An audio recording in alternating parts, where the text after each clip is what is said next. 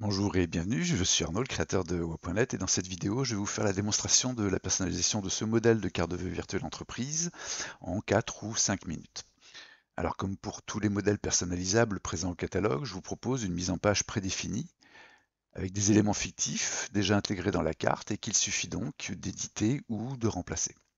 On va tout de suite commencer par le logo. Je vais cliquer sur l'image fictive qui le symbolise, puis sur l'icône poubelle pour la supprimer. Et puis je vais remonter dans la barre d'action d'ajout d'éléments et cliquer sur le bouton Ajout logo pour parcourir mon disque dur et télécharger le logo que je désire intégrer. Je vais prendre celui-ci. Il s'intègre automatiquement au centre de l'e-card. Je clique dessus pour le sélectionner. Et puis j'utilise les flèches de redimensionnement pour commencer à adapter sa taille. Puis je clique, je maintiens le clic et je déplace ma souris pour le déposer en lâchant le clic sur le sticker blanc qui est là pour favoriser son intégration. On s'aperçoit que le logo est au-dessus de la punaise, il va donc falloir le faire passer en dessous. Pour ça, c'est très simple. Vous êtes aperçu que lorsque vous sélectionnez le logo, vous avez une palette d'outils qui lui est associée qui s'affiche. Et dans cette palette d'outils, il y a une icône placée en dessous. On clique dessus autant de fois que nécessaire. Et voilà, j'ai désormais mon logo sous la punaise.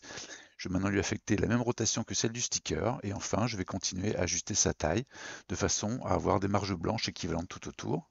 Alors là, je travaille sur le logo, mais je pourrais aussi redimensionner le sticker qui est juste en dessous comme ceci.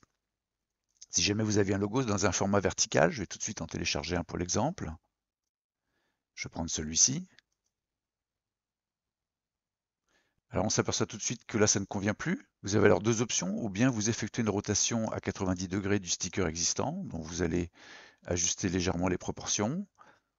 On repositionne la punaise, et puis on effectue les mêmes opérations que tout à l'heure, c'est-à-dire je fais passer le logo en dessous de la punaise, j'affecte une rotation et je le redimensionne pour avoir mes barges blanches équivalentes tout autour. Si jamais ça ne convenait toujours pas, vous pourriez supprimer le sticker blanc présent par défaut, remonter dans la galerie d'images, et dans la catégorie sticker post-it, vous sélectionnez un sticker dont les proportions sont plus proches de celles de votre logo. Je vais prendre celui-ci, je vais le faire passer en dessous de tous les éléments.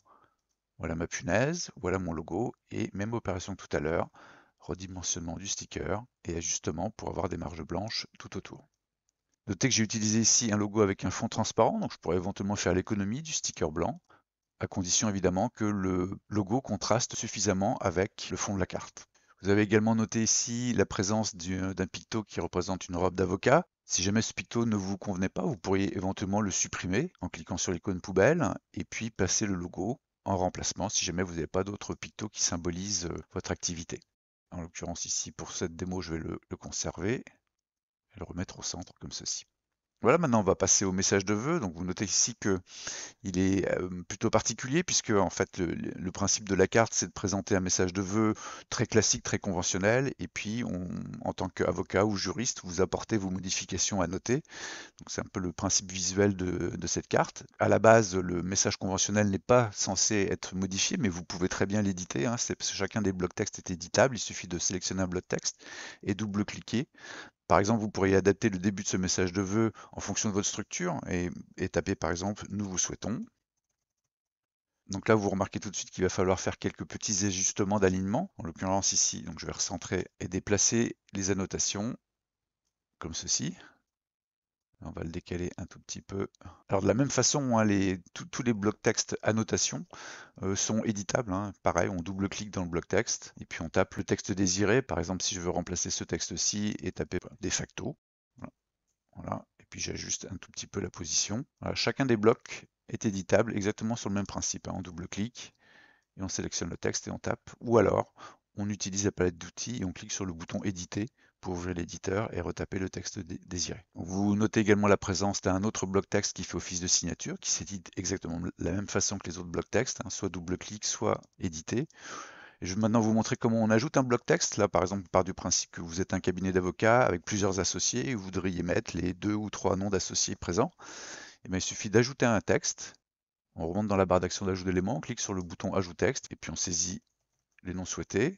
On clique sur Ajouter texte, il apparaît automatiquement au centre de l'icard et maintenant on va lui affecter les mêmes caractéristiques de police que les autres blocs texte. Bon, je vais le positionner en dessous la première ligne de nom. Ici, on a la police Railway en taille 21 et dans un rouge dont on peut copier ici le code hexadécimal. Je vais maintenant cliquer sur le bloc texte à éditer. J'ai déjà la Railway par défaut, je vais lui affecter la police 21. Et enfin, je vais lui affecter le Bordeaux. Alors soit je tâtonne, ou soit je copie-colle le code hexadécimal de couleur en faisant un CTRL-V, comme ceci. Alors évidemment, si vous en avez plusieurs, en fait, il suffit d'ajuster l'interlignage en sélectionnant les blocs texte et en les alignant. Voilà, il ne me reste plus qu'à éditer mon bloc texte coordonné. Si jamais je ne désire pas de coordonnées, je peux tout simplement le supprimer. Ou alors, je l'édite exactement de la même façon que tout à l'heure, ou un double clic, ou bouton éditer. Ici, je vais faire bouton éditer, je vais rajouter ma raison sociale, je tape sur la touche entrée pour passer à une suivante, mon adresse postale, que je peux placer sur 2 lignes si jamais mon adresse est longue en termes de libellé, et puis mon téléphone.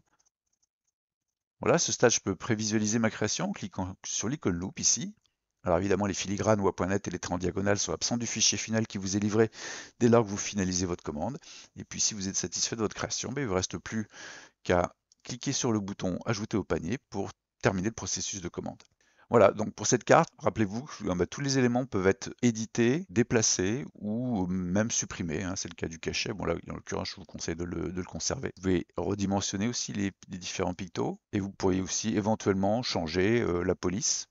Alors attention, parce qu'à chaque fois quand vous allez changer de type de police, de type de typo, vous allez avoir des modifications en termes de taille, donc il faudra ajuster la taille à chaque fois si jamais vous opérez ce type de modification et donc refaire les petits positionnements des éléments d'annotation. Voilà, vous savez tout pour bien personnaliser ce modèle de carte de vœux. Merci beaucoup pour votre attention. Bonne création et à très bientôt sur WA.net.